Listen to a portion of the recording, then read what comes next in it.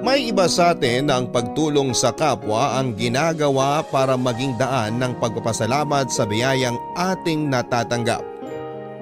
Hindi naman kasi lahat ay nabigyan ng maginhawang buhay. Kaya sinasamantala natin ang kakayahan na meron tayo para makagawa ng kabutihan. Ang sulat na babasahin natin ngayong araw ay pinadala ng ating kabarangay na si Elaine. Isang babaeng walang ibang ginawa kung hindi ang tumulong sa kapwa niya. Dahil lumaki siya sa isang magaan na buhay. Kasama ang kanyang mapagmahal na magulang. Yun ang naisip niyang paraan para makapagpasalamat sa Poong May Kapal.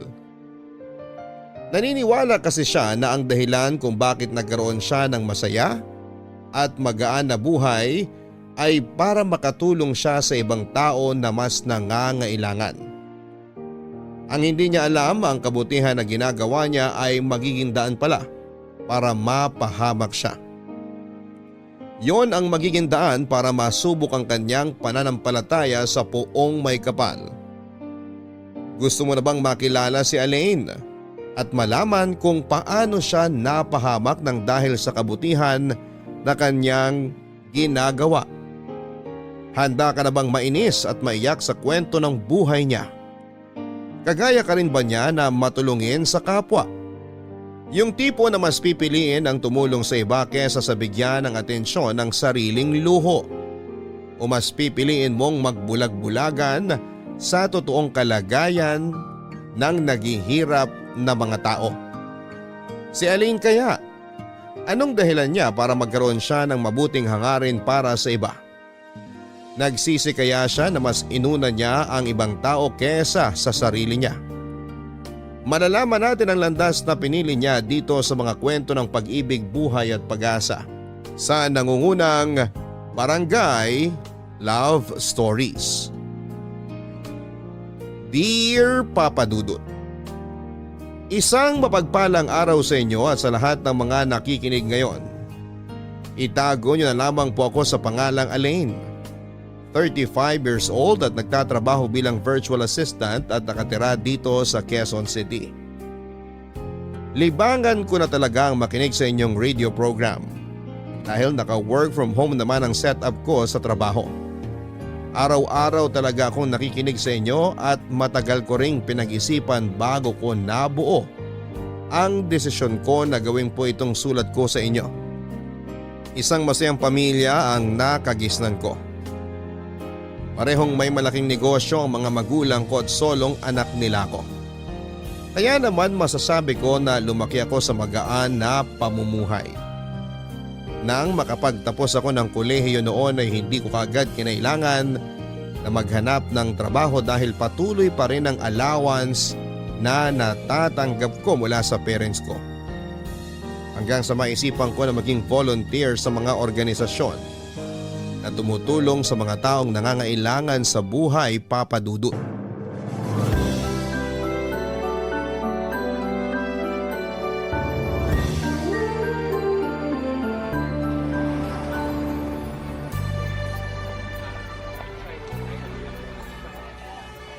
Ano pa bang kulang dito sa lamesa? Ay! Yung mga nakapack pala na school supplies dapat nandito na rin. Saan ba nakalagay yun? Ayun! Nakita ko na yung malaking plastic! Dapat nilagay na rin to ng organizer kanina para matuwa yung mga bata pag nakita nila to. Hi miss, tulungan na kita. O sige, kasi baka dumating na rin yung mga bata galing sa bahay ampunan. Eto isa pang plastic, ilagay mo banda dyan sa lamesa yung mga laman. Okay, ako na lang maglalagay dito. Sigurado ako na matutuwa kaagad yung mga bata pag nakita nilang puno ng mga gamit tong lamesa. Oo nga, malapit ng pasukan kaya may excite sila sa mga to. Ayan, tapos na rin tayo. Ang ganda na lalong tingnan nitong lamesa. Thank you sa pagtulong sa akin ha. You're welcome. Wala na rin naman akong ginagawa sa loob. Matagal ka na rin bang tumutulong sa mga madre kapag may ganitong charity event sa lugar na to? Hindi masyado. Pero yung parents at ate ko, madalas dito kapag may ganitong event. Kaya pala parang hindi ka pamilyar sa akin. I'm Elaine nga pala. Ako naman si Alfred. Alam mo, nakakatuwa naman yung mga parents at ate mo. Pati na rin ikaw kasi buong pamilya talaga kayong pumupunta para tumulong sa mga ganitong charity event. Mahilig kasi talagang tumulong ang parents ko sa mga batang nasa ampunan. Mahilig din sila sa mga bata. Lalo na't wala pa silang apo sa amin ng ate ko. Naalala ko tuloy parents ko. Hinahanapan na rin ako ng apo. Ang totoo, matagal ko na rin gustong tumulong sa parents ko. Lalo na pagdating sa mga ganitong charity event. Naging busy lang ako sa pagmamasteral ko sa college. Pero ngayon na graduate na ako, medyo dadalas na pagsama ko sa kanila sa mga ganitong lakad. Ikaw, madalas ka ba dito? Oo, marami kasi akong libreng oras kaya dito ko talaga binibigay para naman hindi masayang. Kasama mo rin ba ang parents mo? Hindi, pero supportive naman sila sa mga ginagawa ko. Minsan nga nagluluto pa yung mommy ko ng mga pagkain na dadaling ko dito eh. Hindi lang siya nakakasama sa akin dito kasi may trabaho sila ni daddy. Nakakatawa rin palang parents mo. Sigurado ako na sa kanila ka nagmana. Yan din ang palagi kong naririnig. Nung dalaga at binata pa raw kasi silang dalawa, madalas din silang pumunta sa mga ganitong charity event. Baka nga magkakilala na rin mga parents natin eh. Alam mo, siguro nga. Kasi nakwento rin sa akin ni na mami na dati pa nila ginagawa to. Kahit nung hindi pa sila mag-asawa ni daddy. Malalaman natin yan kapag nakwento ko na kayo sa parents ko. Ay, pasok na muna tayo sa loob kasi baka may kailangan pa tayong gawin doon. Okay, tara. Papadudod sa pagtulong sa mga batang nakatira sa bahay ampunan ang pinaka-paborito kong ginagawa bilang volunteer.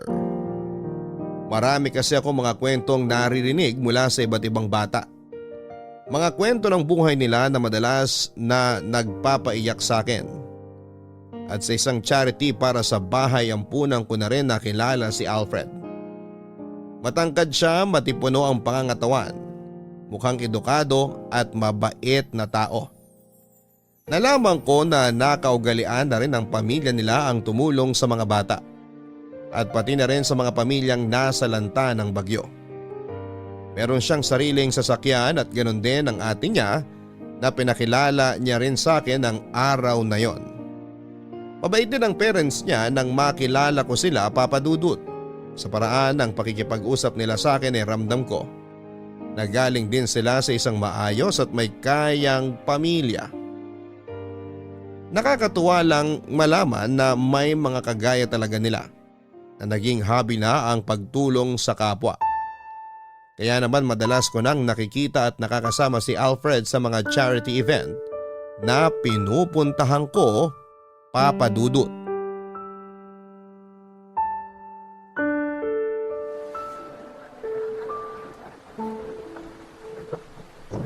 Aline, magkape ka muna. Ayos lang ako, Alfred. Titignan ko muna yung ibang tao sa banda doon kasi baka may kailangan silang gamit. Ano ka ba? Mula nung makarating ka dito sa evacuation center galing doon sa binahang barangay, hindi ka pa nagpapahinga eh. Di ka pa humihinto kakaasikaso sa mga na-rescue nyo. Hindi pa naman kasi ako pagod. Ikaw naman oh. Balak mo bang ubusin lahat ng lakas mo bago ka magpahinga? Kunin mo na tong kape, maupo ka na muna dito. Magpahinga ka naman kahit saglit lang. Sige na nga, akin na nga yung kape. Eto, Salamat. nagugutom ka ba? May biskuit ako dito, baka gusto mo. Okay na sa akin tong kape. Ay, kawawa naman yung mga taong nandito ngayon. Halos wala na silang bahay na uuwian kapag umalis na yung bagyo sa bansa natin. Ang mahalaga naman doon, ligtas pa rin ang buhay nila at ang pamilya nila. Pero hindi naman lahat na iligtas natin. May isang batang babae na hindi nakaalis sa bahay niya na malapit sa ilog. Napabitiw kasi siya sa kamay ng nanay niya habang bumubuhos yung malakas na ulan kanina. Ang sabi ng kapitan, wala na raw buhay yung bata nung makita nila. Pakiramdam ko tuloy, may kasalanan ako dahil sa pagkamatay niya. Huwag mong sabihin yan kasi wala kang kasalanan. Nagulat na nga lang ako kanina nang malaman ko na sumama ka pala sa mga rescuer na pumunta dun sa barangay na halos lamunin na ng baha. Ang sabi pa na nakausap kong rescuer, munti ka na rin daw matangay ng malakas na agos ng baha dahil sa pagligtas mo dun sa isang batang lalaki. Nakita ko kasi siya na mag-isa lang habang nakakapit sa may mataas na gate kaya pinilit ko kagad na makalapit sa kanya. Mabuti na lang at pareho kaming hindi tinangay ng malakas na agos ng tubig. Hindi kayo pinabayaan ng Diyos. Lalo ka na kasi alam niya na may mabuti kang puso. Handa mong ilagay sa panganib ang buhay mo para lang makapagligtas ka ng buhay ng ibang tao. Sa totoo lang, Aline, minsan nagtataka na ako sa'yo eh. Yung dedication mo na makatulong sa iba? To the highest level eh. Masarap naman kasi talagang tumulong, di ba? Hindi naman kasi lahat kagaya natin na nakakaranas ng maginhawang buhay. Naiintindihan ko yun. Pero minsan kasi parang ang lalim na ng dahilan mo kung bakit ginagawa mo lahat ng to. Alam mo, ang galing mo ring bumasa ng tao, no? Pero tama ka. Siguro nga may ibang dahilan talaga ako kung bakit ko ginagawa to. Hindi ko lang maamin sa sarili ko ang tungkol sa bagay na yon. Anong ibig mong sabihin? Ang totoo, Alfred, ampon lang ako ng parents ko. Ha? Talaga? Oo, pero kahit kailan hindi ako nagkaroon ng hinanakit tungkol sa bagay na yon. Palagi pa nga ako nagpapasalamat sa Diyos kasi binigyan niya ako ng adoptive parents na kagaya nila mommy at daddy. Kung hindi dahil sa kanila, baka matagal na akong wala sa mundo na to. At parte ng pasasalamat ko tong ginagawa kong pagtulong ngayon sa ibang tao. Papadudot, adopted child talaga ako ng mga magulang ko. Nasa high school ako nang ipagtapat nila ang bagay na yon sa akin. Ang sabi nila ay baby pa lamang daw ako nang may nakakita raw sa akin sa basurahan at dinala ko sa isang social welfare.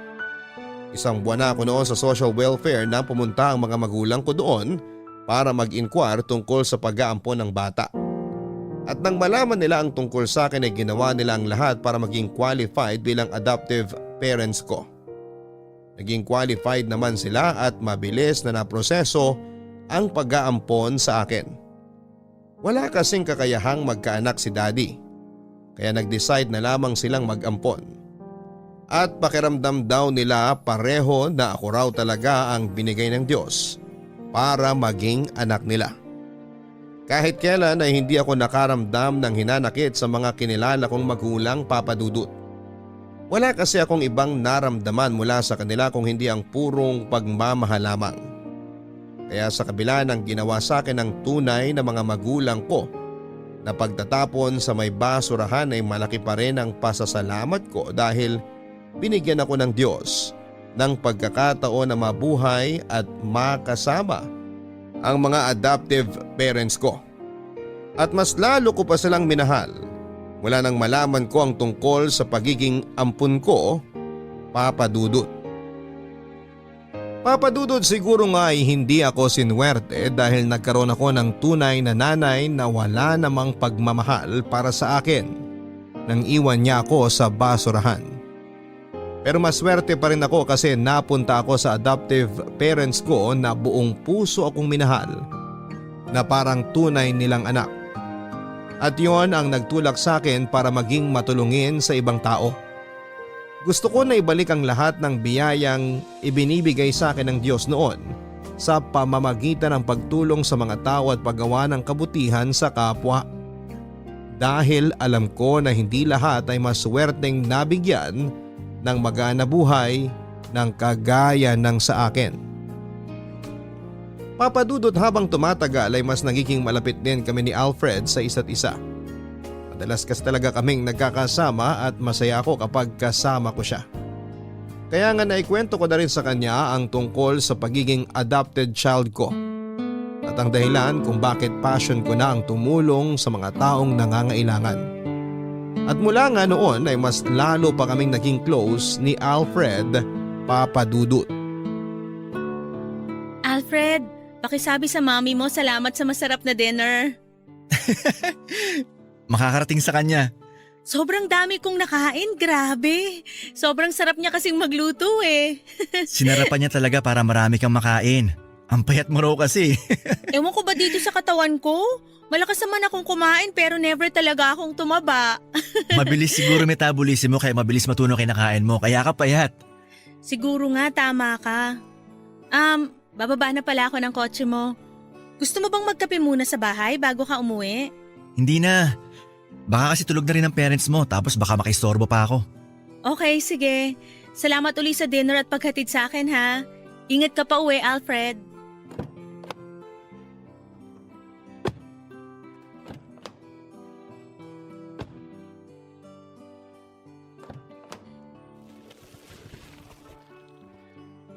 Alain! O bakit? Akala ko hindi ka napapasok sa loob ng bahay para magkape. Oo nga, pero may nakalimutan na pala akong ibigay. Ano yon? Eto. Flowers tsaka chocolate. Thank you. Pero para saan to? Wala lang. Gusto lang kitang bigyan. Okay. Thank you uli. Sige ha, pasok na ako sa loob. Ingat ka sa pagdadrive mo, Alfred. Elaine, sandali lang ulit. Ano na naman, Alfred? May gusto sana akong sabihin sa'yo. Ano yon? Sabihin mo na yan kasi parang maiihi ka na dyan sa kaba mo eh. Ano ba to? Bakit ba ako natutorpe?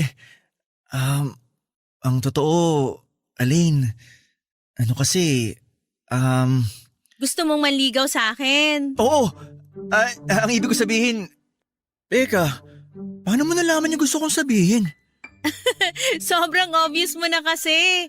Sobrang torpe mo nga lang. Sorry hindi ko kasi talaga alam kung paano ko sasabihin sa'yo. Hindi naman talaga ako torpe. Talaga?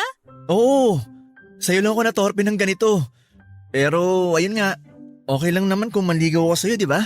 Oo naman, syempre. Talaga? Ayos! Uy, baka ayos ka naman dyan. Parang sinagot na kita. Sorry, natuwa lang ako kasi pumayag ka naman ligaw ko sa'yo. Bakit naman ako di papayag? Wala naman akong boyfriend. Basta galingan mo sa panliligaw ha. Gusto ko na hindi lang ako yung nililigawan mo kundi pati na rin parents ko. Oo naman! Gagawin ko lahat para makuha ang tiwala ng parents mo at ng pagmamahal mo. Promise yan! Sus, gawin mo, wag puro salita.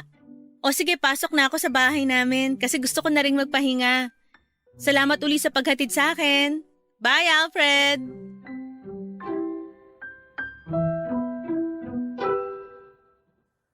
Papadudot ramdam ko na rin naman noon na may gusto sa akin si Alfred. Yung mga simpleng gesture na ipinapakita niya kapag magkasama kami, pagsama niya sa akin sa iba't ibang charity event at yung madalas na pagtatawagan naming dalawa. Palagi niyang sinisigurado na nakauwi na ako ng ligtas sa bahay namin at makakatulog ako ng maayos pagkatapos ng nakakapagod na araw. Ang totoo ay gusto ko na rin siya noon at hinihintay ko na lang siya na magtapat ng espesyal na nararamdaman niya sa akin. Ayoko naman kasi na mauna akong magparamdam sa kanya o kaya ay magsabi ng feelings ko. Kaya naman kinilig talaga ako nang sabihin niya na gusto niya akong ligawan. At kahit sinusubukan kong pigilan ang kilig na yon ay naramdaman ko na nahalata niya rin ako. Hindi rin nagtagal ay sinagot ko na nga siya at naging boyfriend. Nang malaman ng parents niya na may relasyon na kami ay natuwa sila at sinabi nilang bagay daw talaga kami ni Alfred sa isa't isa, Papa Dudut. Ay, nakauwi rin. Grabe, nakakapagod mag-grocery. Grabe din kasi yung traffic kaya napatagal yung biyahe natin pa uwi. Akala ko nga makakauwi kagad tayo pero inabot pa tayo ng 1 oras na dapat 30 minutes lang na biyahe. Ilalabas ko na pala itong mga pinamili nating school supplies para maihiwalay ko dito sa ginrocery natin. O sige, ako naman na mag-aayos sa mga pinamili nating pagkain na i-repack natin mamaya. Nakakatuwa naman, ang dami nitong mga binili nating school supplies. Sigurado na marami na namang mga bata ang matutuwa dito. Pero sigurado rin ako na ikaw ang pinakamatutuwa sa lahat pag nakita mo na yung ngiti ng mga batang pupuntahan natin. Naku, sure ako na magliliwanag yung bahay ampunan. Tama ka dyan, babe.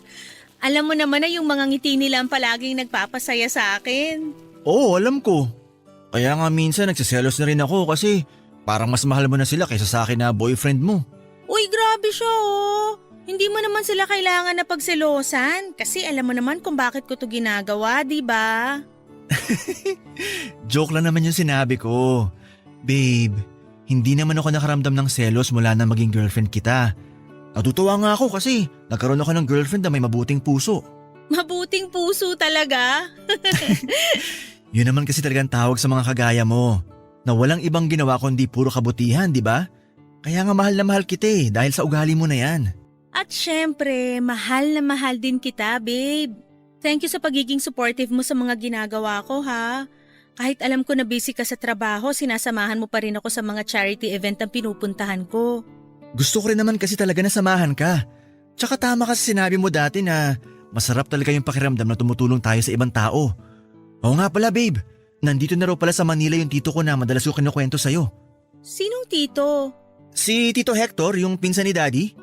Ah, oo. Naaalala ko na nga siya kasi nakwento din siya sa akin last time ng mami mo. Ang sabi nga ni tita, sigurado raw siya na magkakasundo kami ni Tito Hector. Tama si Mami, magkakasundo nga kayo. Marami rin kasing charity na natutulungan si Tito Hector. May office na nga siya sa Ilocos eh. At yung office na yun, para lang sa mga tao na gustong lumapit at humingi ng tulong sa kanya. Tapos meron din dito sa Manila. Politiko ba siya? Hindi. Sabi ko naman sa'yo, walang politiko sa pamilya namin. Ang alam ko, marami na rin lumapit kay Tito Hector para kumbinsin siya na tumakbo. Pero wala talaga siyang interest pagdating dun eh. Nakakatuwa naman kasi para rin pala siyang parents mo na hobby na ang pagtulong sa ibang tao. Parang ikaw din, babe. Walang ibang gustong gawin kundi puro kabutihan sa ibang tao. Kaya sigurado talaga ako na kapag nakilala mo siya, magkakasundo kayong dalawa. Papadudot mabuti na lang at nakilala ko si Alfred at siyang naging boyfriend ko. Dahil naiintindihan niya halos lahat ng ginagawa ko, lalo na ang pagtulong sa mga nangangailangan. Sa totoo lang kasi hindi ako mahilig makipag-date, mamasyal o kumain sa sosyal na mga restaurant at kung ano-anong surprises. Sinabi ko pa nga kay Alfred noon na huwag niya akong masyadong bibigyan ng mga regalo. Siya pa naman yung tipo na mahilig sa mga sorpresa at magbigay ng iba't ibang bagay bilang regalo. Ang sabi ko ay kung bibigyan niya ako ng regalo ay pwede sanang mapapakinabangan ng ibang tao. Sako ng bigas, mga dilata, cup noodles, school supplies at kung ano-ano pa.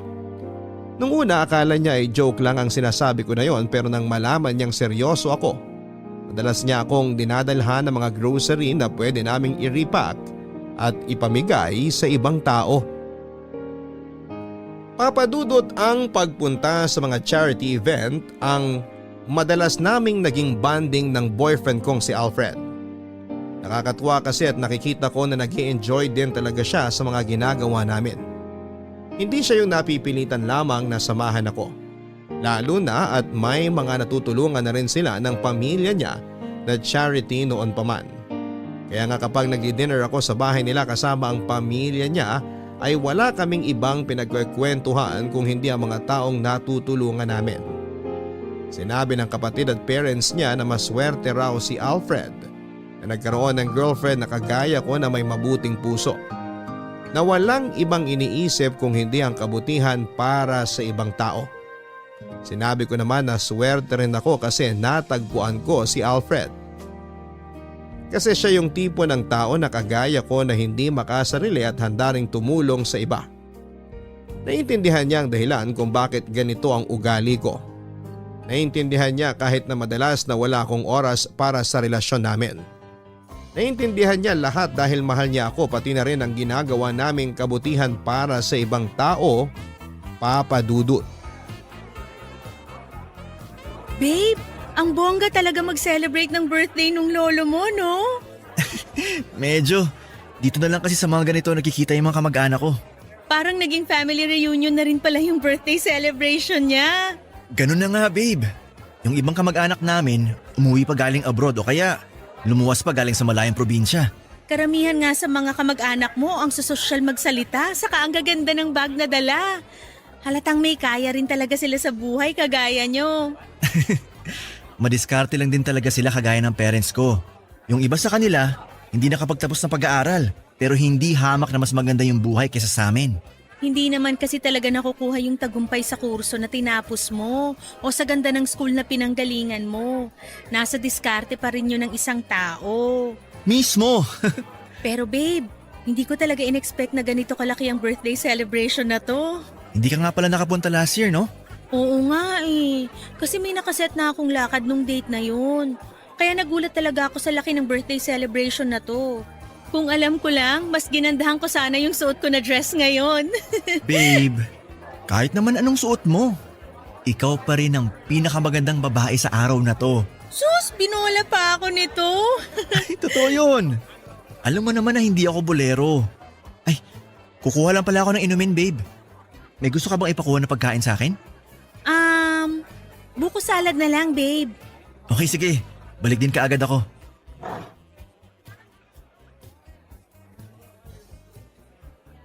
Grabe, ang dami talagang tao sa party na to.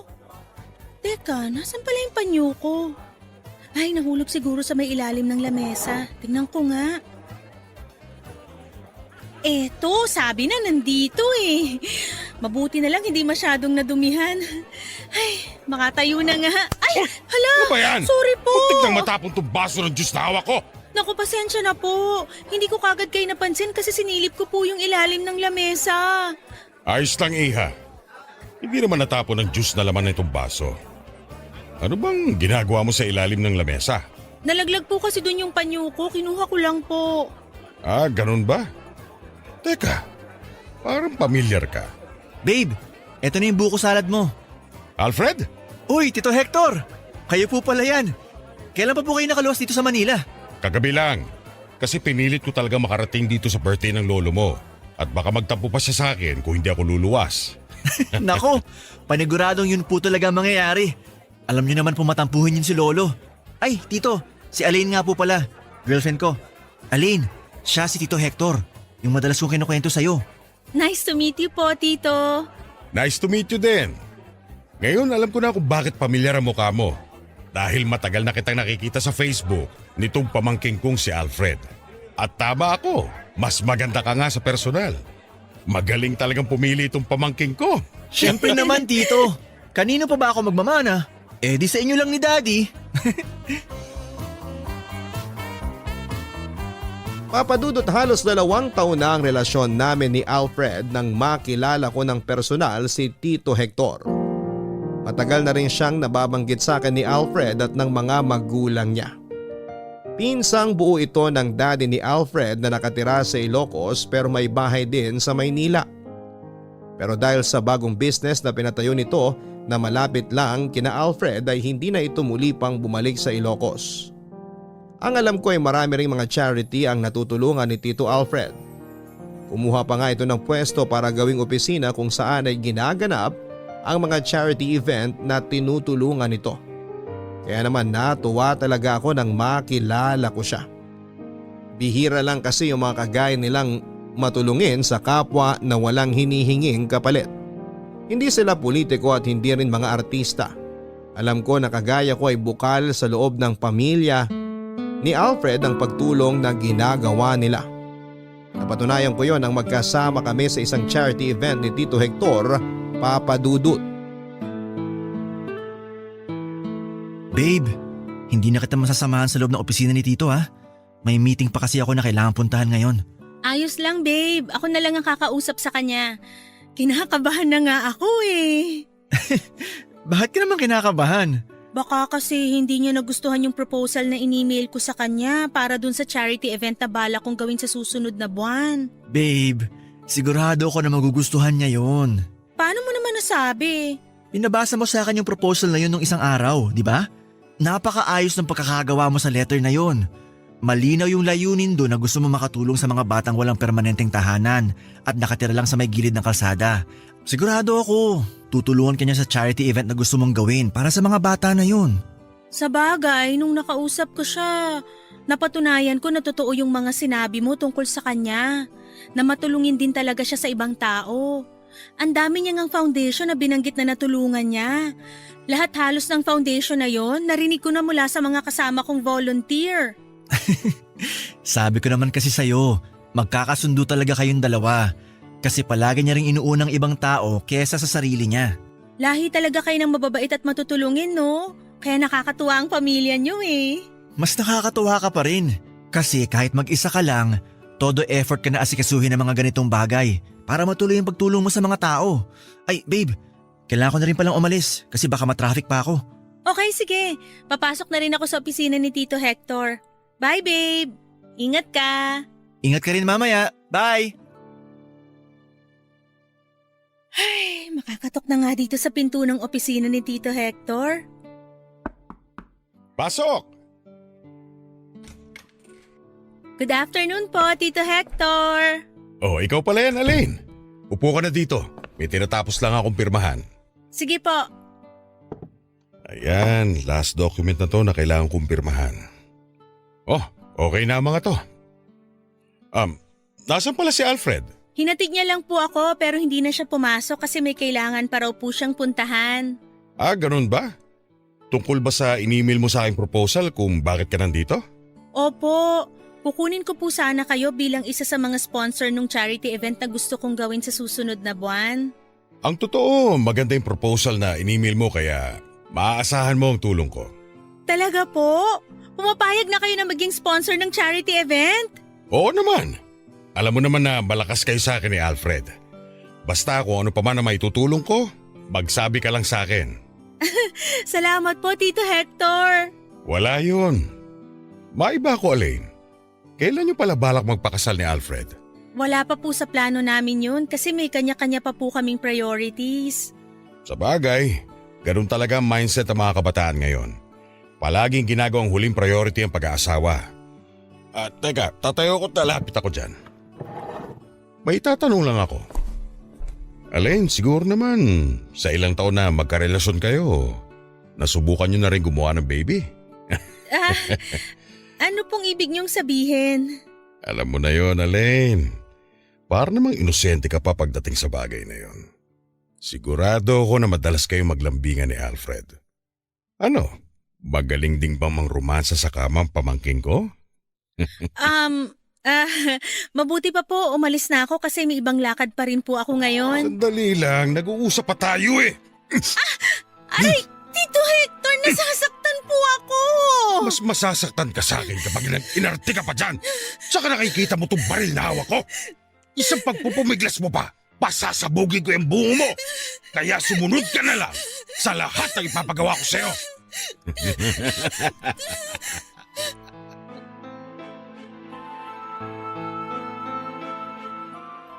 Papa Dudut, ilang beses na rin kaming nagkasama ni Tito Hector sa mga charity event kaya unti-unti na rin niyang nakuha ang tiwala ko. Lalo na magkwento siya sa akin ang tungkol sa buhay niya. Biyudo na pala siya at hindi nabigyan ng kahit na isang anak bago mamatay ang kanyang asawa dahil sa sakit. Yun ang dahilan kung bakit gusto niya rin talaga na tumulong sa ibang tao lalo na sa mga bata. Ayaw niya raw kasi na mag-isa siya sa bahay niya dahil mas nararamdaman niya ang lungkot. At pangarap din talaga nilang mag-asawa noon ang magkaroon ng kahit na isang anak na hindi na naibigay pa sa kanila. Kaya nang mawala ito ay itinuon na lamang niya sa pagtulong sa ibang tao ang oras niya. Pero hindi ako makapaniwala na sa kabila ng madrama niyang kwento ay nagtatago ang isang mukha ng demonyo. Papa Dudut. Nang simulan niya akong molestahin ay pinilit ko talagang manlaban para ipagtanggol ang sarili ko. Kaya lang ay masyado siyang malakas at natakot na rin talaga ako nang maglabas siya ng baril. At yun ang unang pagkakataon na makakita ako ng baril sa malapitan. Tapos ay nakatutok pa sa mismong sentido ko. Kaya wala na akong nagawa kung hindi ang hayaan si Tito Hector na maisakatuparan ang kahalayan niya sa katawan ko, Papa Dudut. Papa Dudut, pagkatapos akong halayin ni Tito Hector ay gusto kong magsumbong noon pero hindi ko magawa dahil natakot ako. Natakot ako hindi lang para sa buhay ko kung hindi para sa buhay ng mga magulang ko. Sinabi niya na may hawak daw siyang sindikato na pwedeng pumatay sa mga magulang ko pati na rin sa pamilya ni Alfred. Ayoko sanang maniwala sa mga sinasabi niya pero ayoko ring malagay sa panganib ang buhay ng mga taong importante sa akin. Kaya naman kinimkim ko na lamang sa sarili ko ang kahayupan na ginawa niya sa akin. At nagulat na lamang ako ng pagkalipas ng 2 linggo ay nalaman ko na namatay na si Tito Hector dahil sa stroke. Papa Dudut, hindi ko po alam kung yun na nga ba ang tinatawag nilang karma o kaparusahan para sa ginawang kahayupan sa akin ni Tito Hector. Dahil parang naging napakaikli ng buhay para sa kanya. Pero para sa akin ay kulang pa yon dahil gusto ko pa sana siyang magdusa. Gusto kong makita na naghihirap siya at pinagsisisihan niya ang ginawa niya sa akin. Bagay na kahit kailan ay alam kong hindi na mangyayari pa. Babe, sorry kung hindi kita makasamahan dyan sa check-up mo ha. Hindi pa kasi ako makalis dito sa Laguna. Ayos lang yun. Kaya ko namang mag-isa to. Nag-aalala nga ako kasi wala ka man lang kasama dyan. Ano ka ba? Hindi naman seryoso tong follow-up check-up na gagawin ko. Medyo alarming na hindi magkaroon ng dalaw sa loob ng 2 buwan ng isang babae. Pero may nakaka-experience nun. Kaya pinatingin ko na rin para sigurado. Sigurado ka ba na hindi seryoso yan? Yung wala kang dalaw kahit hindi ka naman buntis? Oo naman. Naisip ko lang na baka may kailangan akong inumin na gamot kaya nagpa-check up ako nung nakaraan. Pero eto nga, pinabalik ako para sa follow-up check-up naman. Pero bakit kasi kailangan pa ng follow-up check-up? Bakit ba parang ikaw pa yung mas kinakabahan sa ating dalawa? Ako yung pasyente. Wala lang. Napansin ko rin kasi na nagiging sakitin ka nitong mga nakarang araw. Kaya hindi mo maaalis sa akin na mag-alala. Babe, wag mo akong masyadong isipin. Baka hindi ka pa makapag-concentrate yan sa conference nyo sa trabaho nang dahil lang sa akin. Basta kung ano man sasabihin sa'yo ng doktor mamaya, update mo ako ha. Siyempre, yun ang gagawin ko. O sige na babe, lumabas na yung isang pasyente, kailangan ko nang pumasok sa klinik ng doktor. Okay, sige babe. I love you. I love you too. Bye!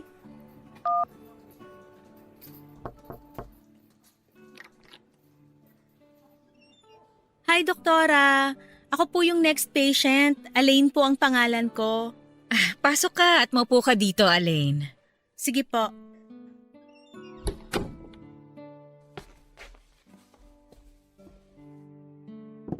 Nabasa ko tong test result ng lab test na ginawa sa'yo. At may ilang tanong lang ako sa'yo, no? Ano po yan, doktora? Elaine, are you sexually active?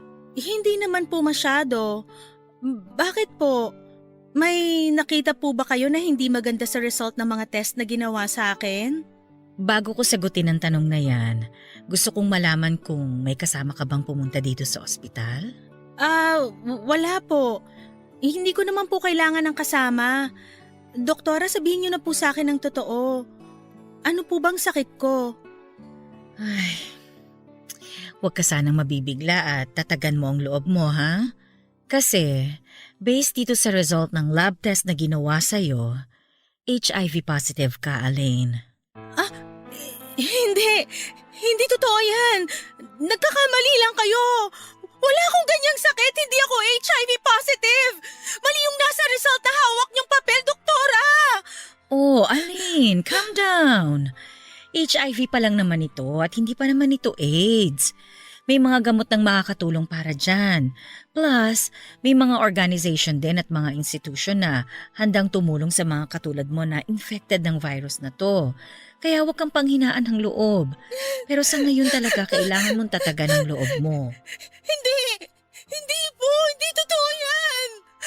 Mali talaga yan, doktora, kasi imposible na magkaroon ako ng ganyang sakit. Imposible kasi ayoko. Hindi pwede. Doktora, ayoko pang mamatay. Ayoko pa.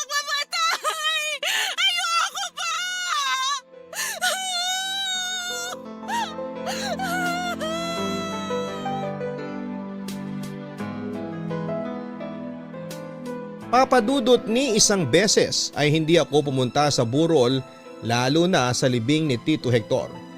Nagdahilan na lamang ako noon kay Alfred na masama ang pakiramdam ko. Ang kwento niya ay marami raw ang nakiramay at nalungkot sa pagkawala ng tito niya. Marami raw kasi itong natulungan. At habang naririnig ko ang kwento niya ay nagpipigil ako ng mga luha ko. Dahil hindi ko masabi sa kanya ang kahayupan na ginawa ng tito niya sa akin. Papadudot 1 buwan ang lumipas nang mailibing si Tito Hector ay nagsimula akong maging sakitin. Pabalik-balik na ubo at paninikip ng dibdib ang nararamdaman ko. At nagkaroon din ako ng kakaibang mga rashes kaya nag-decide na ako magpa-check up. Pero ibang dahilan ang ibinigay ko kay Alfred kung bakit ako magpapa-check up noon. Sa unang araw ay niresetahan ako ng gamot para sa ubo. Pero kinuhanan pa ako ng dugo at pinabalik pagkalipas ng 2 araw. Ibang doktor na ang kumausap sa akin noon at nang makita ko pa lang ang mga nakadisplay sa opisina niya na mga poster at brochure ay tungkol ito sa HIV.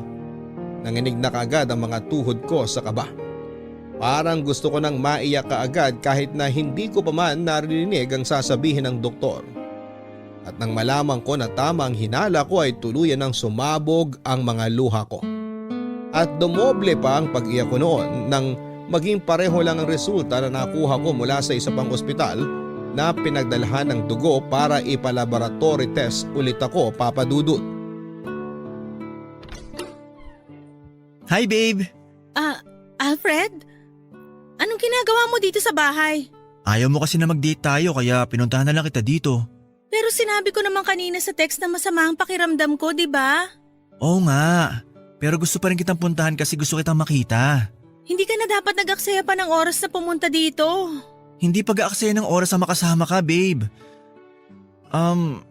Hindi mo ba ako papapasukin? May dala akong sisig dito na alam kong paborito mo. Lika, pasok ka na. Akin na yung hawak mo na pagkain. Ilalagay ko na sa plato para makain na natin. Ito. Nga pala, babe. Ano palang result ng check-up mo? Hindi mo na kasi ako in-update tungkol dun eh. Hindi naman seryoso kaya hindi ko na sinabi pa sa'yo. Pero anong sabi ng doktor? Kagaya nga ng ini-expect ko, normal lang daw na madelay ng ilang buwan ng menstruation period kahit hindi ako buntis. Niresetahan niya lang ako ng gamot para raw masunod uli yung… Ay! Alfred! Ano ba? Huwag mo nga akong yakapin! Doon ka nga! Uy! Babe, sorry. Na-miss lang kasi kita kaya niyakap kita mula sa likuran mo. Nagulat ba kita? Oo, medyo. Pasensya na. Sige na, maupo ka na dyan. Maghahain na ako para makakain na tayo. Babe! Alfred, please! Huwag mo akong hawakan. At kung pwede, lumayo ka muna sa akin ng konti. Alain, may problema ba tayo? Oh, wala! Ano naman magiging problema natin? Hindi ko alam. Pakiramdam ko lang kasi iniiwasan mo ko. Bakit ko naman gagawin yun? Again, hindi ko alam. Pero yun ang nararamdaman at nakikita ko. Alain, 2 buwan nang walang nangyayari sa atin. Wala namang issue sa akin yun, pero napansin ko na ayaw mo na rin magpahalik sa akin. Tapos ngayon, parang diring-diri ka sa tuwing madidikit ang mga balat nating dalawa. Hindi naman kasi sa ganun. Mali ka sa iniisip mo, Alfred. Ano pala yung tama? Alain, ano ba talagang problema? Bakit hindi mo sabihin sa akin? Iintindihin ko naman kahit ano pa yan eh. Basta wag mo lang akong iwasan. Kasi nahihirapan na rin ako. Di ko alam kung ano ba dapat kong isipin eh. Ano ba nangyayari sa ating dalawa? May HIV ako. Ha? Anong sabi mo? HIV positive ako, Alfred. Yun ang dahilan kung bakit ayokong lumapit ka sa akin. Dahil natatakot ako na baka mahawahan ka ng sakit ko na to. Bago mamatay ang Tito Hector mo, pinagsamantalahan niya ako. Tinakot niya ako na papatayin niya ako. Ang parents ko pati na rin kayo. Kaya hindi na ako nakapagsumbong sa mga pulis. Alfred! Kay Tito Hector! Sa kanya ko nakuha tong sakit na to! Alain, sorry. Sorry kung hindi kita naprotektahan. Sorry kung nagawan ka na masama ni Tito Hector. Wala ka namang kasalanan, Alfred! Pero sa totoo lang, natatakot na ako! Kasi ayoko pang mamatay! Natatakot akong mamatay dahil sa sakit na to! Hindi ka mamamatay, Alain. Pangako, sasamahan kita sa lahat ng oras. Hindi kita iiwan. At tutuparin pa rin natin ang mga pangarap natin. Mahal na mahal kita.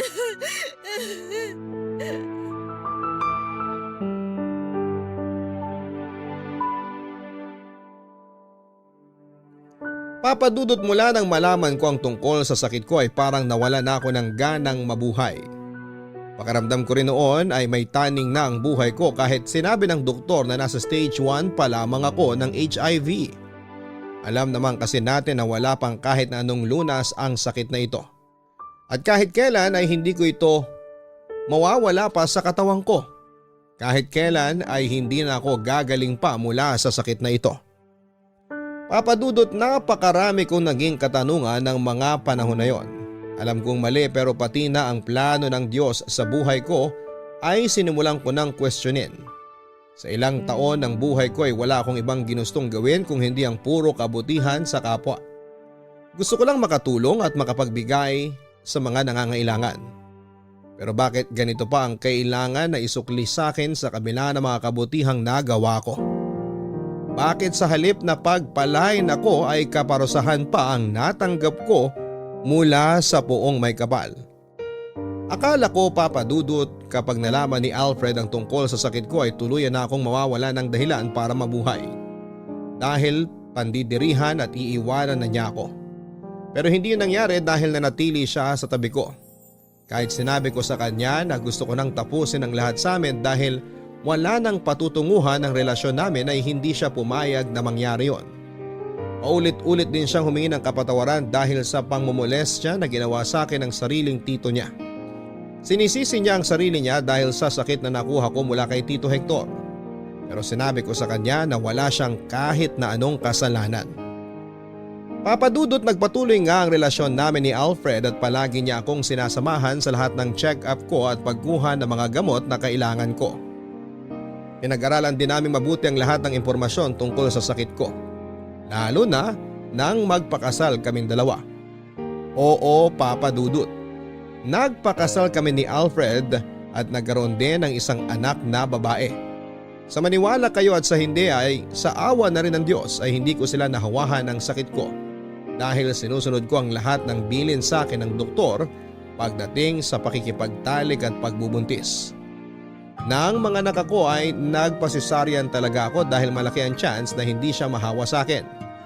At dininig ng Diyos ang panalangin ko nang maging ligtas ang anak namin at hindi mahawahan ng sakit ko.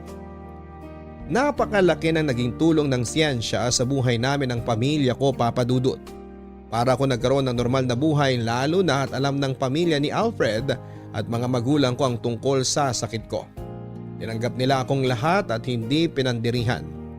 Mas lalo nila akong minahal sa kabila ng sakit na meron ako.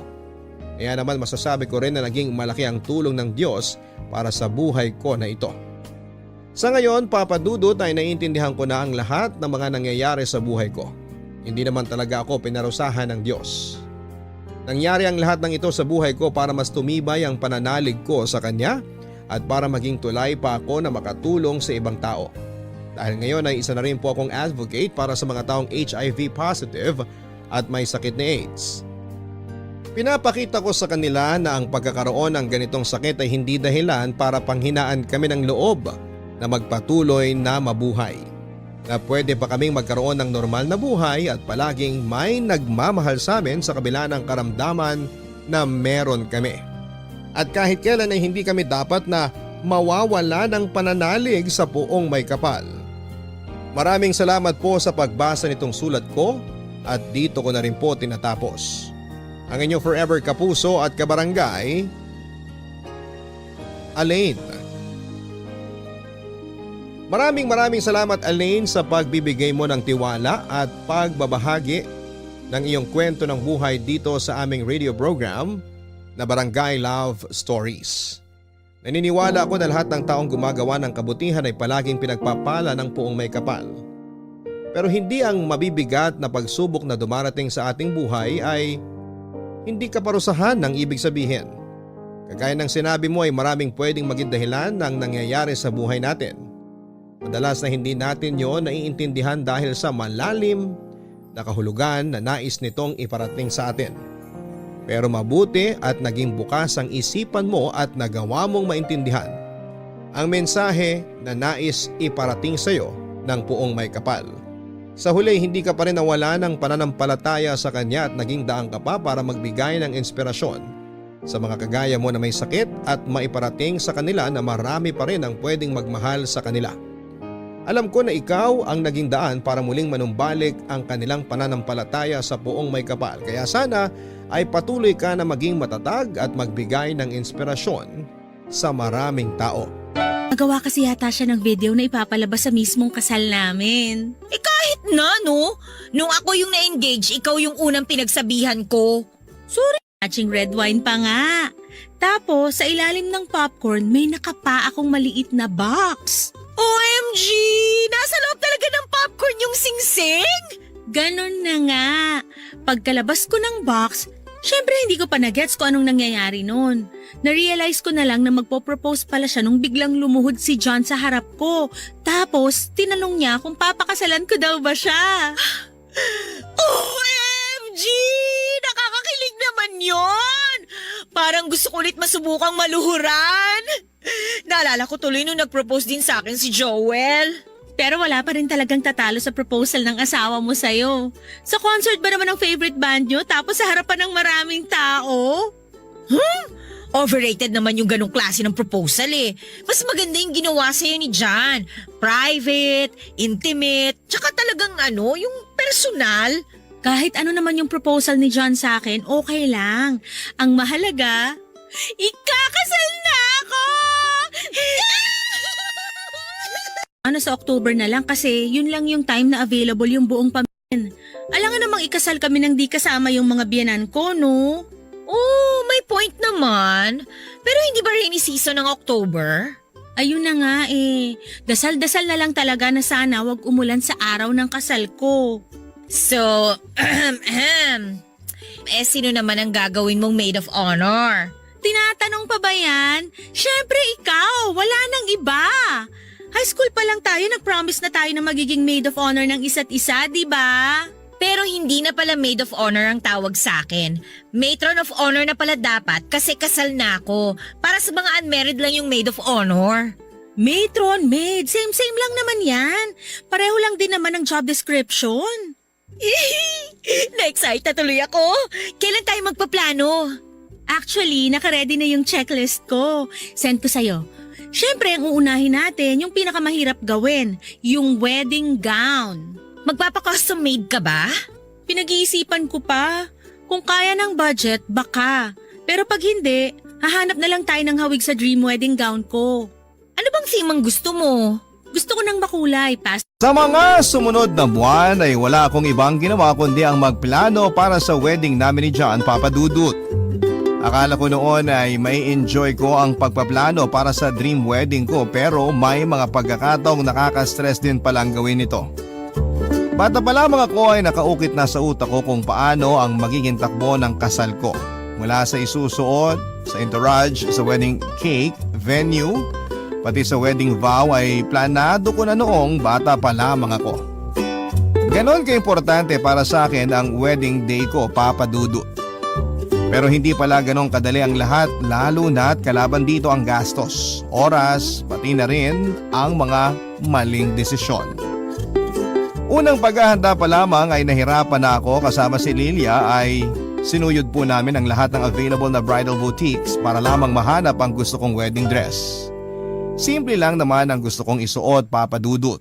Yung sasakto sa fit lang at hindi gaano mahaba at malaki para maayos ako makapaglakad sa aisle. Ang maganda naman sa planning stage ay sa akin ibinigay ni John ang lahat ng desisyon kung paano ang itatakbo ng kasal. Malaki raw ang tiwala niya sa akin kaya naman kahit stress ay mas nangibabaw pa rin ang excitement ko, Papa Dudut. Pastel color ang theme ng wedding namin, Papa Dudut. Lavender ang napili kong kulay na sakto sa paborito kong flower. Pero kahit nasa akin ang bawat desisyon ay hindi naman ako pinabayaan ni John, Papa Dudut. Lagi siyang nakaalalay sa akin at siya ang nagiging takbuhan ko sa tuwing nangangailangan ako ng mga opinyon.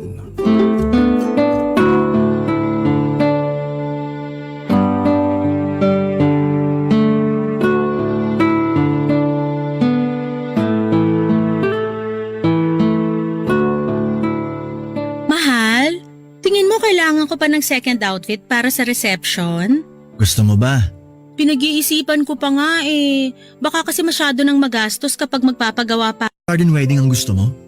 Pag beach kasi parang hassle naman yun. Oo, romantic at magandang scenery lalo na kapag sinabay sa sunset. Pero mahangin sa dagat eh. Mabuhangin pa. Yun nga rin ang naisip ko eh.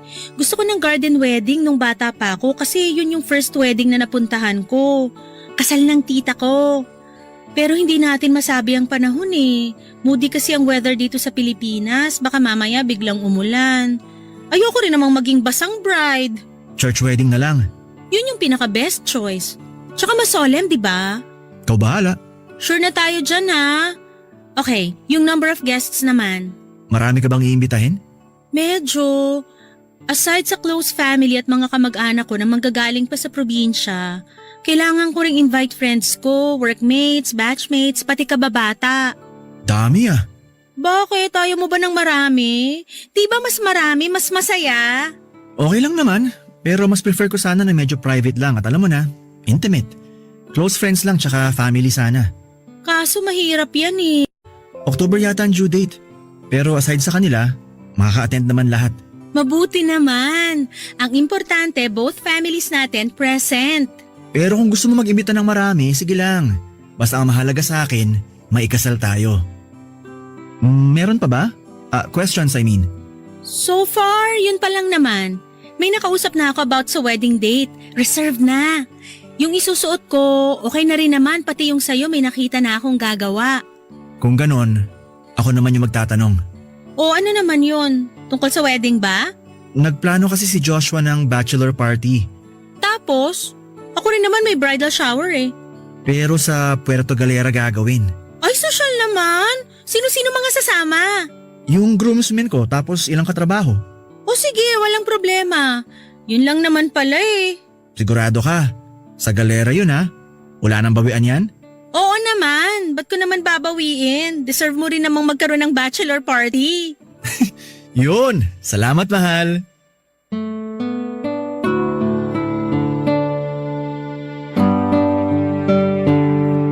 Papadudot mabilis na dumaan ang mga buwan hanggang sa dumating ang linggong pinakahihintay namin ni John. Bago ang kasal ay ginanap ang bachelor party at bridal shower naming dalawa. Kung sa Galera nagpunta sina John at ang mga groomsmen nito, sa isang hotel naman nagbook si Lilia para sa bridal shower ko. Kasama ang mga kapatid, pinsan at ilang kaibigan ay 2 araw naming sinelebrate ang mga huling araw ng pagiging dalaga ko. Hindi pa nga ako makapaniwala noon, Papa Dudut. Dati pangarap ko lamang ang ikasal at ngayon ay mangyayari na ito sa totoong buhay. Mula sa pagiging single ay magiging married na ang status ko sa mga ID at personal documents ko. Ang apelyidong gamit ko ng mahigit 3 dekada ay magbabago na. Papasok na ako sa panibagong chapter ng buhay ko kasama ang mapapangasawa kong si John. Masaya ang naging bridal shower ko, Papa Dudut. Nagpunta kami sa salon para magpaganda at mag-relax. Pinamper namin ang sarili namin bago ang big event. Nagkaroon din kami ng pajama party at sa huling araw ng bridal shower ay nagpakalasing kami sa bar. Lahat ng ito ay gastos ng maid of honor kong si Lilia at ng mga bridesmaid ko. Isa na siguro ang araw na yon sa mga highlight ng wedding journey ko. Ang araw na hindi ko malilimutan kasama ang mga malalapit sa akin. Pero Papa Dudut, habang nagpapakasaya kami sa bridal shower ay hindi ko po inakala na ibang klase ng pagpapasaya pala ang ginawa ng mga kalalakihan nang sila ay magkakasama sa Puerto Galera. Barangay Love Stories. Barangay Love Stories. Papa Dudut, pagka-uwi po ni John galing sa Puerto Galera ay nagulat ako sa itsura nito. Umitim siya at late ko nang naisip na pwede ngang mangyari yon dahil nga sa beach sila nag-bachelor party.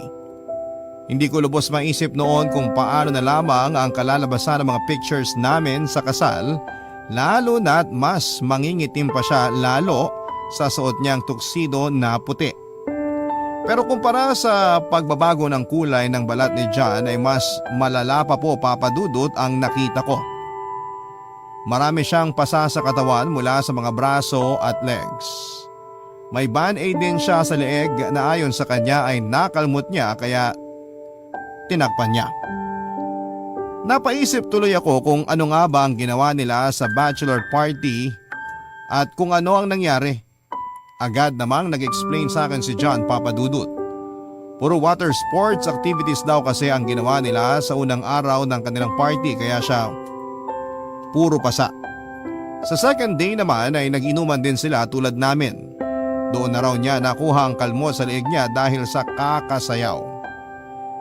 Tinanong ko kung exclusive lang ba sa mga lalaki ang party na ginawa nila at kinumpirma naman ni John na puro lalaking araw sila at wala silang kasamang mga babae.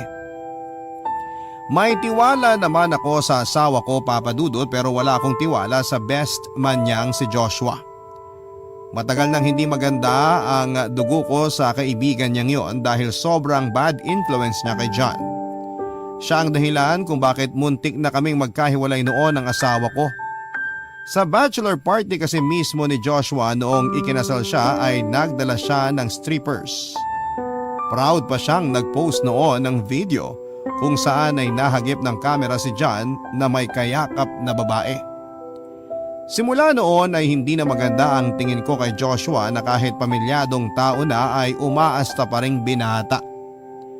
Dahil sa itsura ng asawa ko after ng bachelor party nila ay hindi tuloy ako nagkaroon ng peace of mind. Nabahala ako kung ano nga ba ang mga nangyari sa Puerto Galera na hindi nasasabi sa akin ng asawa ko.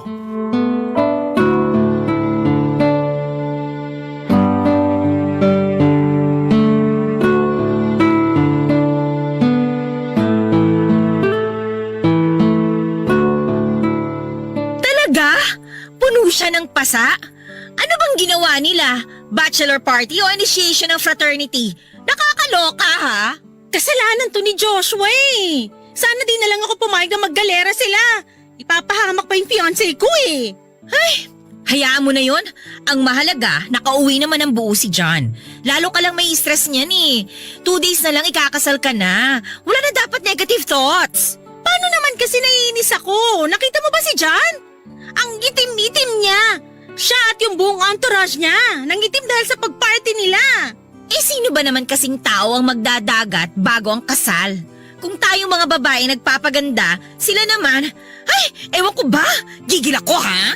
Ewan ko nga kung anong tumakbo sa isip ng mga lalaking yun eh. Eh ikaw, ano naman ang tumatakbo dyan sa isip mo ngayon? Alam ko may something eh, ramdam kita. Medyo bothered lang ako. Oh, bothered naman saan? Tingin mo may mga kasama silang babae sa bachelor party nila? Sina John? Ba namang oo. Gano'n naman talaga sa bachelor party, di ba? Required ba talaga may babae sa bachelor party? Hindi ko lang sure, pero gano'n kasi yung mga napapanood ko sa TV tsaka sa mga pelikula eh. Ano ba sabi ni John? Tinanong mo ba siya? Oo, pero sabi niya wala raw silang kasamang babae. Oh, wala naman pala eh. So bakit ka nababother? Hindi ko alam. Parang may iba akong nararamdaman eh. Parang gut feel, ganun. Ay nako, nag-overthink ka lang. Mas matagal mong kilala si John kumpara sa akin. Pero based sa pagkakakilala ko sa kanya, kaya naman niyang kontrolin ang sarili niya eh. Pero naaalala mo pa ba yung nangyari nung bachelor party ni Joshua? Nung nag-away kami ng malala ni John? Yun ang naiisip ko eh. Nagbago na naman siya since then, di ba? Tsaka matagal na yun. Never naman na siya nagloko after noon. Sure ka ba? Paano kung hindi lang ako aware? Mars, malapit ka ng ikasal. Hindi maganda na ganyan ang iniisip mo sa asawa mo o sa magiging asawa mo. Tiwala yung pinakamahalagang bagay sa mag-asawa. Kung wala ka nun, masisira lang kayong dalawa. Hindi healthy na pinag-iisipan mo yung asawa mo lalo na kung sinabi niyang wala naman talaga. Kasama kasi niya si Joshua. Alam mo yun? Wala akong tiwala sa taong yun eh. Eh kung si Joshua lang naman ang pag-uusapan, malaki talagang chance na mag-cheat siya sa asawa niya. Makati pa sa higad yun eh, pero si John? Mars, feeling ko hindi naman niya magagawa yun. Ikaw ba, nung kasal niyo ng asawa mo, anong nangyari sa bachelor party niya? Hindi siya nag-bachelor party. Alam mo namang hindi umiinom si Joel eh. Mabuti nga binigyan mo ako ng bridal shower kahit na dun lang tayo sa apartment mo nun. Ay, ano ba tong ginagawa ko? Yan din ang tanong ko. Hindi kaya wedding jitters yung nararamdaman mo? Yung bigla ka magkakaroon ng uncertainty sa mangyayaring kasal? Sana nga wedding jitters lang to. Normal lang naman kasi yan, Mars. Kasi malaking step ang gagawin mo sa buhay mo eh. Imagine, from Miss to Mrs., ikakasal ka na kaya? Hello? Pero wag mong hayaang lamunin ka ng negative thoughts mo. Magtiwala ka lang kay John. Sorry sa pagiging OA ko ah. Huwag ka mag-sorry, ano ka ba? Pero happy thoughts lang, okay? Alam mo mabuti natin gawin? I-check na natin yung wedding list mo kung prepared na ba lahat para hindi tayo magka-problema. Dahil hindi inaasahan ng dami ng bisitang nagpunta, pero nagawa naman po ito kaagad ng paraan. Bago natapos ang reception ay ipinalabas ni John ang video documentation na ginawa niya sa 8 years na relationship naming dalawa. Isa po itong slideshow ng mga pictures namin as boyfriend and girlfriend. Kasama rin sa video ang nangyaring proposal, wedding, preparation, highlights, sa bridal shower at bachelor party at ng mismong kasal at reception. Halos maiyak ako noon sa sobrang saya, Papa Dudut.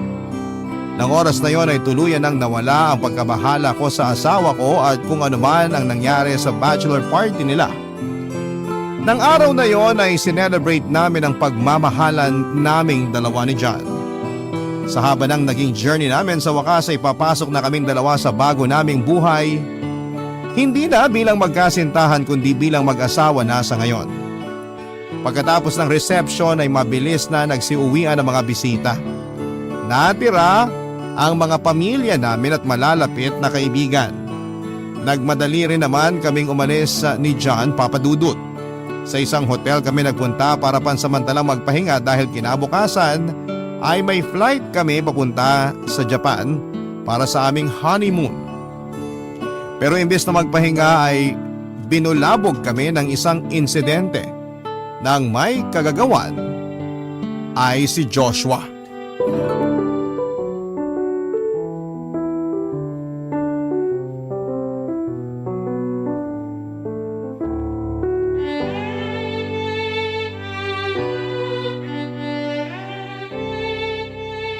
Alam mo, mahal, pagod na yung katawan ko pero hindi pa yung utak ko. Ramdam ko pa rin yung excitement at saya eh. Ang daming tao, no? Muntik pa tayong maubusan ng pagkain. Mabuti na lang may malapit na restaurant at naremedyohan yung pagkain. Sorry, parang kasalanan ko yata kasi naparami yung in-invite ko. Dapat in-expect ko na every person may +1 na kasama. So lumalabas yung estimated number of guests natin, dumoble. Okay lang yun. Actually, mas masaya nga na maraming tao. Marami tayong nakasama sa araw kung saan pinakamasaya tayo. Best day of my life! Lapit ka nga sa akin. Di ka pa nagsawa? Buong araw na tayo magkatabi ah. Never ako magsasawa sa'yo. Payakap nga. I love you. I love you too, mahal. Oh, sino namang tumatawag sa'yo ng ganitong oras? Hindi ko alam. Baka magko-congratulate. Teka, saan ba yung phone ko? Ay, si Lily itong tumatawag. Hello, Mars? Napatawag ka? Hello, Mars? Uy, sorry kung nakasorbo ko sa kung ano man ang ginagawa nyo ngayon pero si Joshua kasi, itinakbo namin sa ospital. Ha? Bakit? Ano nangyari kay Joshua? Joshua? Anong meron kay Joshua? Nasa ospital daw eh, hindi ko alam. Ano raw nangyari kay Joshua? Ganito kasi yun. Hindi ba nung umalis kayo, naiwan kami sa reception? Nag-decide kasi na magkaroon ng after party yung mga bridesmaid at groomsmen. Nag-bar kami. O tapos, anong nangyari? Eh syempre, pakana na naman ni Joshua. Nag-bar kami, tapos sinamahan ako ng asawa ko. Sumama rin yung asawa ni Joshua, si Samantha. Tapos? Ang bilis kasi ng pangyayari eh. Basta bigla na lang nagkasagutan sina Samantha at Joshua. Eh sa sobrang galit ni Samantha, pinalo niya ng bote sa ulo yung asawa niya. Ano bang pinagagagawa niyo doon? Ano raw nangyari? Sandali lang, nagkukwento pa si Lilia. Tatawagan ko si Joshua. Kamusta na si Joshua ngayon? Eh ito nga, nagwawala sa ospital. Malaki yung sugat niya sa ulo, kailangan tahiin. Kaso ang lakas niya eh, hindi siya kaya ng mga nurse. Naisip ko na baka si Jana makapagpakalma sa kanya. Uy, pasensya na kung naabala namin kayo ha. Sige, pupuntahan namin kayo dyan. Send mo sa akin yung location. Salamat Mars, Diyos ko, hindi ko na talaga alam ang gagawin ko. Hindi naman siya pwedeng turukan ng pampakalma kasi nga nakainom siya. Sige na, antayin nyo kami dyan. Bye! Hindi sumasagot si Joshua. Nag-away daw sila ni Samantha sa bar. Tapos pinalong ni Samantha si Joshua ng bote sa ulo. Kailangan daw tahiin yung sugat niya kaso nagwawala si Joshua sa galit. Nako naman, Joshua. Ano naman bang ginawa ng lokong yun? Kailangan natin silang puntahan. Baka sakaling ikaw daw ang makapagpakalma sa best friend mo. Ba't ba kasi lumabas pa sila? Nakainom na nga sila sa reception kanina eh. Okay naman yung mag-asawa kanina. Ba't sila nag-away? May alam ka ba? Wala naman nakakwento sa akin yung dalawa na may problema sila. Hala, sige magbihis ka na. Kailangan ka nung kaibigan mong lasenggo. Sasama ka ba? Siyempre, alam nga namang iwan mo ako mag-isa dito sa hotel. O sige, tara na. Kunin mo bag ko. Nandun yung susi ng sasakyan.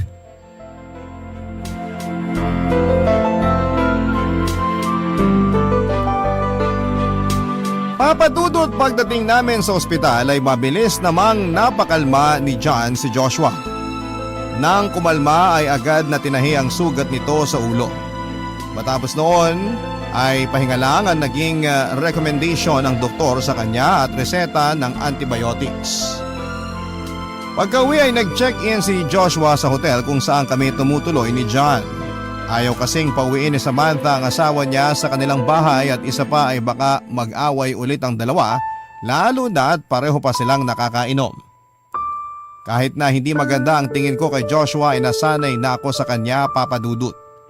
Siya lang kasi ang kaisa-isang totoong kaibigan na itinuturing ng asawa ko. Si Joshua na ang nagsilbing pamilya ni John maliban sa akin. Matapos ngang mag-migrate sa Spain ang buong pamilya niya. Nagpaiwan noon si John sa Pilipinas dahil mas pinili niyang akong makasama at thankful naman ako doon.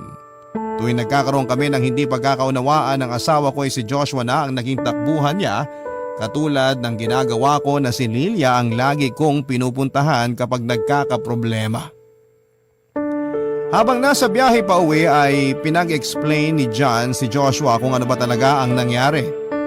Habang nililinaw ni Joshua ang mga nangyari ay may narinig ako na hindi ko nagustuhan.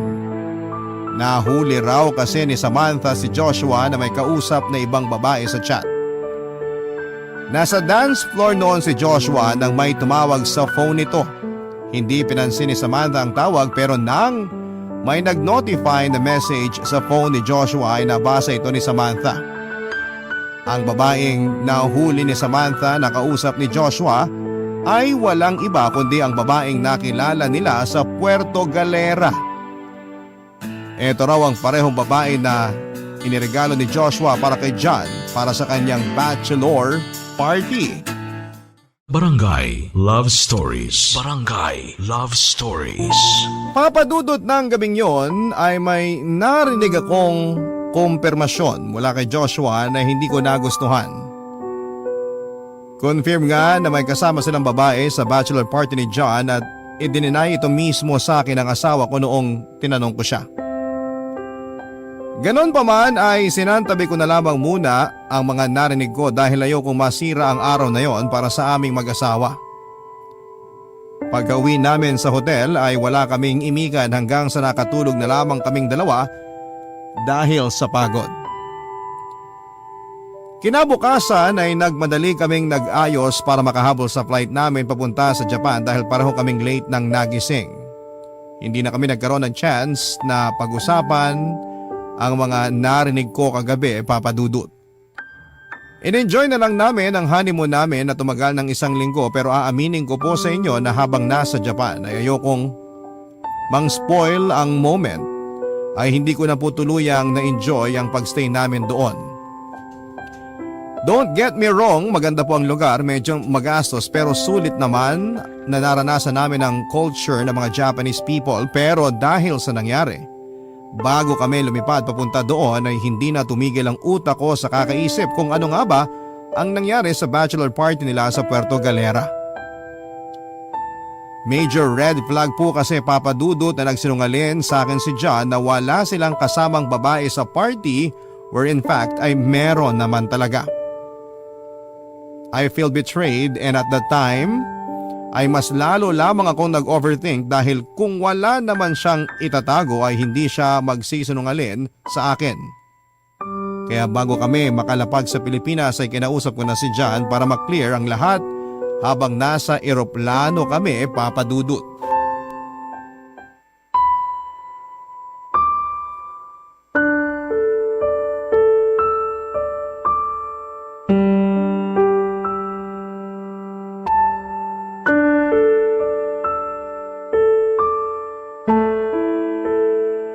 Kumusta na kaya yung mag-asawa?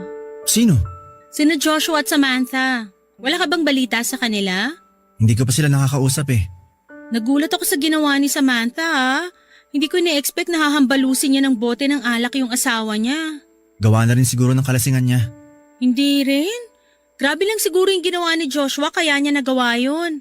Hindi magagalit ang misis ng ganun-ganun na lang kung hindi mabigat ang kasalanan ginawa ng mister niya. Hanggang ngayon ba, galit ka pa rin kay Joshua? Hindi naman ako galit sa best friend mo. Sabihin na lang natin na hindi na niya makukuha yung 100% ng tiwala ko. Sa totoo lang, napaka-bad influence niya sa'yo. Hindi na kayo mga binata pero kung umasta siya parang wala siyang asawa. Ayun tuloy ang napala niya. Mabait naman si Joshua. Kilalanin mo lang siya tulad ng pagkakilala ko sa kanya. Lahat naman kasi ng tao may good at bad side eh. Ang problema, puro bad side niyang nakikita ko at ng mga ibang tao. Kasi yun ang pinapakita niya. Hayaan na lang natin sila sa problema nilang mag-asawa. Bahala na silang umayos doon. Labas na tayo sa kung ano man ang problema nilang dalawa. Nang babae ba talaga siya? Ha? Nung tinanong kasi kita kung may kasama ba kayong babae sa bachelor party mo, ang sabi mo, wala. Napaisip tuloy ako kung may tinatago nga kayong dalawa. Nang babae ba si Joshua? Pinoprotektahan mo ba siya? Wala akong pinoprotektahan. Ganito kasi ang nangyari pero bago ko ikwento ang lahat, sana pakinggan mo ako with an open mind. Pwede ba yon? Sige, makikinig ako. Basta sabihin mo lang sa akin lahat ng nangyari. As in lahat. Okay. So nasabi ko naman na puro outdoor activities yung first day. Puro water sport, sightseeing at kung ano-ano pa yung ginawa namin. Siyempre hindi ko alam kung ano yung itinerary kasi si Joshua nagplano ng lahat. Sumasabay lang ako sa kanila. Pagkatapos ng outdoor activities, anong nangyari? Kinagabihan, nag-inom kami sa hotel tapos buong araw na kaming tulog kinabukasan. Then the following night, doon na nangyari yung bachelor party. Hindi ko in-expect na mag-i-invite pala si Joshua ng strippers. May isang stripper siyang niregalo sa akin. May nangyari ba sa inyo? Wala. Wala nangyari sa amin. Ayoko nang maulit yung away natin noon na muntik na tayong maghiwalay. Kaya maniwala ka sa akin, mahal. Walang nangyari. Isa pa, masyado na akong lasing noon. Hinayaan ko na lang sina Joshua na mag-enjoy. So ngayon gets mo na kung bakit wala akong tiwala sa Joshua na yon. Minsan wala talaga siyang kontrol sa sarili niya, lalo na kapag nakainom. Pero best friend ko yun eh. Hayaan mong ako na lang umayos sa mga maling ginagawa niya. Sana nga maayos mo kasi madalas, ikaw yung nadadamay. Mahal, wag mo nang problemahin si Joshua. Wag ka na magpaka-stress sa kanya.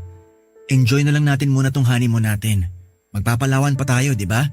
Next week back to work na tayo, kaya sulitin na natin to. Oo nga. Balik na naman tayo sa pagiging alipin ng salapi. Ay, ang saya sana kung ganito na lang lagi ang buhay. Pasyal-pasyal na lang. Gawin natin to hanggang pagtanda natin.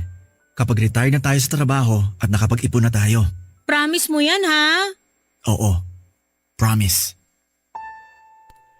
Muli ay pinanghawakan ko ang kwento ni John, Papa Dudut. Pagkatapos ng honeymoon namin ay bumalik din kami kaagad sa trabaho pero ang kaibahan nga lang ay nakatira na ako sa isang bubong kasama ang asawa ko. Bilang bagong mag-asawa ay gusto na sana agad naming magkaroon ng anak. Kaso nga lang po ay nahirapan kaming makabuo at halos 8 buwan din po kami naghintay bago ako nagdalang tao. Katulad ng dati tuwing may bagong milestone sa buhay namin ni John ay well documented po ito. Nang dumating ang araw na pwede nang malaman ang gender ng baby sa tiyan ko ay nagplano kaming magkaroon ng gender reveal party. Si Lilia ang inatasan kong unang tao na makaalam ng gender ng anak namin. Gusto rin kasi naming masurpresa na mag-asawa kaya itinago ni Lilia sa amin ang nalalaman niya hanggang sa sumabit ang wedding anniversary namin ni John.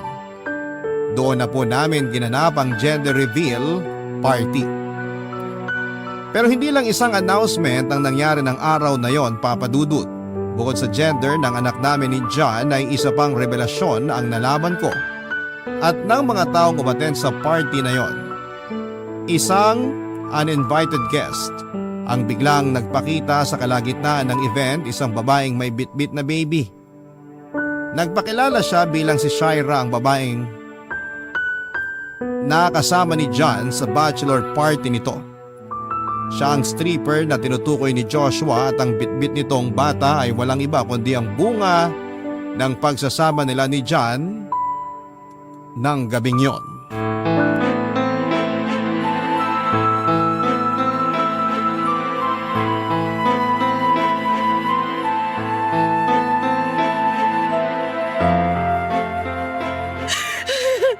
Mars, kalma ka lang, okay?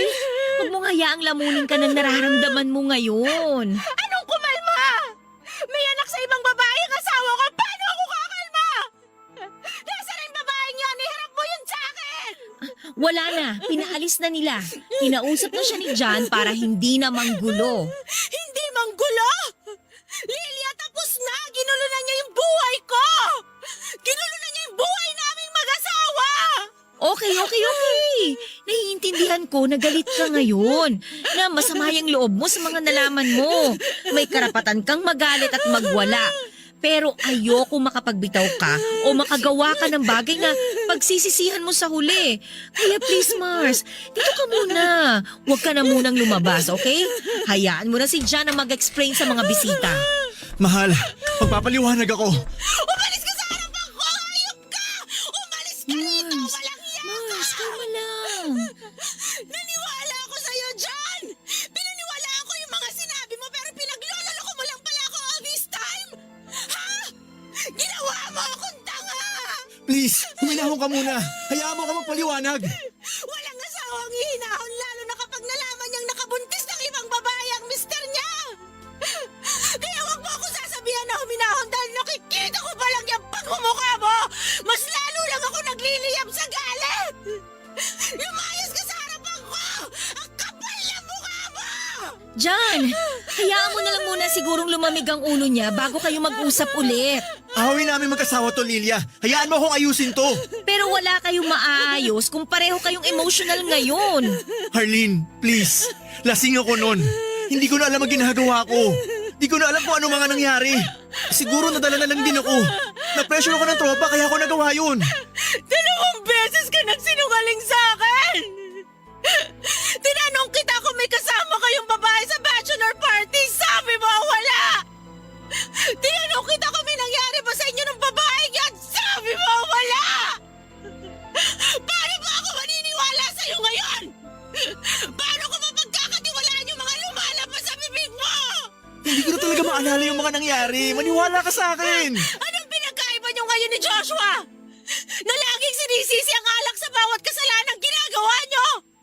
Ano, ganun na lang lagi? Kesyo laseng, kesyo walang maalala? Tandaan mo, hindi porket nakainom kayo, may karapatan na kayong mag-cheat! Mali ang ginawa ko. Sorry kung hindi ko napigilan ang sarili ko. Sorry talaga, mahal. Hindi ko naman ginusto na mangyari to eh. Alam mo kung ano mas masakit? Yung mas nauna kapag nagkaanak sa ibang babae kesa sa mismong asawa mo! Sa tingin mo, anong mararamdaman ng anak mo kapag nalaman niyang hindi siya ang panganay mo? Na may anak ka sa labas? Ano sa tingin mo ang mararamdaman niya? Ha? Hindi ko talaga alam na buntis siya. Ngayon ko lang din nalaman. Tsaka isa pa, hindi naman ako sigurado kung ako talaga ang tatay ng batang dala niya eh. Wala na akong pakialam kung anak niyo yun o hindi! The mere fact na nag-cheat ka sa akin days bago tayo ikasal! Hindi kita mapapatawad sa ginawa mong yan, John! Please, ayusin natin to. Hindi ko kaya na mawala kayong dalawa na magiging anak ko. Parang awa mo na, Harleen. I feel so betrayed! Buong-buo ang tiwala na binigay ko sa'yo pero nagawa mong sirain yun ng ganun-ganun na lang! Nagawa mo yun ng wala man lang pagsisisi! Kung hindi pa nagpakita yung babaeng yun, hindi ko pa malalaman ang totoo! So anong plano mo? Habang buhay mo ako lalokohin? Habang buhay mo itatago sa kanabayanan ka sa labas? Anong gusto mong gawin ko para mapatawad mo lang ako? Gagawin ko ang lahat. Umalis ka na sa buhay ko! Huwag kang magpapakita sa akin! Yun ang gawin mo! Arlene, please! Mars, tulungan mo akong magayos ng gamit. Aalis na ako rito. Huwag naman ganito! Huwag mo naman akong iiwan! Mahal! Jan, hayaan mo na muna siya. Masama pa yung loob niya eh. Ako na lang muna ang kakausap sa kanya. Baka sakaling magbago pa ang isip niya. Lilia, please! Kumbinsihin mo siya! Tulungan mo ako! Okay, sige. Susubukan ko. Papadudot pansamantala akong umuwi sa probinsya namin para doon magpalamig ng ulo. Mabuti na lamang at meron akong maternity leave na pwede kong gamitin sa sitwasyon na yon at makalayo mula sa asawa ko. Sinubukan po akong sundan ni John sa probinsya pero hindi ko siya hinarap. Actually, hindi ko po alam kung papaano ko po haharapin ang asawa ko. Sobrang nasaktan ako sa mga nangyari. Hanggang ngayon ay hindi ko pa rin matanggap na niloko ako ng taong pinagkatiwalaan at minahal ko. Nang mga panahong yon ay gusto ko na sanang hiwalayan si John. Hindi ko kasi lubos maisip na magagawa niya ang bagay na yon kahit na ilang araw na labang ay ikakasal na kami noon. Lumipas ang ilang linggo ay dumating din ang due date ko, Papa Dudut. Isang healthy baby girl ang pinanganak ko via normal delivery. Pinangalanan ko siyang Aliyah. Ito na po kasi ang pangalang dati na naming napagkasunduan ni John. Sa pagdating ni Aliyah sa buhay ko, Papa Dudut, ay bigla kong na-miss ang asawa ko. Never kasing dumating sa isipan ko na sasalubungin ko si Aliyah na mag-isa lamang. Ibang-iba ito sa pinapangarap ko. Hindi naglaon ang kagustuhan kong hiwalayan ang asawa ko ay unti-unting nagbago. Hindi ko rin po kasi matiis na lumaki ang anak ko ng walang ama. Mahirap magbigay ng second chance pero kailangan kong gawin ito alang-alang sa anak namin. Hindi si John ang bibigyan ko ng chance kundi bibigyan ko ng chance ang anak namin na magkaroon ng pamilyang buo. Kaya naman ang ginawa ko, Papa Dudut, ay kinausap ko si John at inalam kung ano ang plano niya sa amin at sa anak niya sa labas. Nakausap na niya ang babae, Papa Dudut, at napagkasunduan nilang magbibigay siya ng buwanang sustento sa bata sa isang kondisyon. Never na silang magpapakita kay John o maging sa akin. Bumalik ako sa bahay namin matapos naming magkaayos ni John at sinubukan ulit naming buuin ang relasyon naming nasira para kay Aliyah. Sa ngayon, Papa Dudut, ay masaya akong sabihin sa inyo na bumalik na po kami sa dati. Sa pagdating ng baby namin ay nabigyan kami ng pagkakataong magsimula ulit. Alam kong habang buhay na akong magkakaroon ng doubt sa mga magiging pangako sa akin ng asawa ko pero susubukan kong buuin ulit ang tiwala ko na nawala dahil sa mga nangyari. Dito ko na po tinatapos ang story ko, Papa Dudut. At wish ko na sana ay naging makabuluhan ang kwento ko sa inyo at sa lahat ng mga listeners ninyo.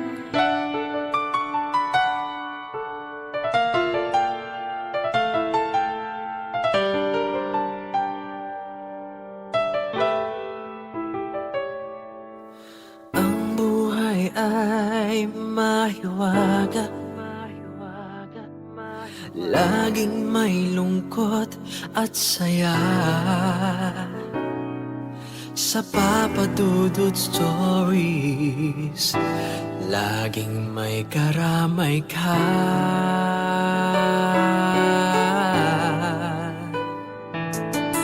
Mga problemang kaibigan, dito ay pakikinggan ka. Sa Papa Dudut Stories, kami ay iyong kasama. Dito sa Papa Dudut Stories, ikaw ay hindi nag-iisa.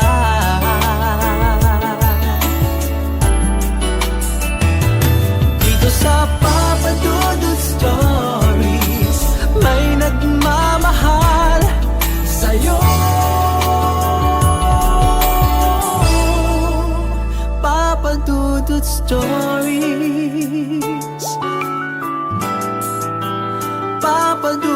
Stories.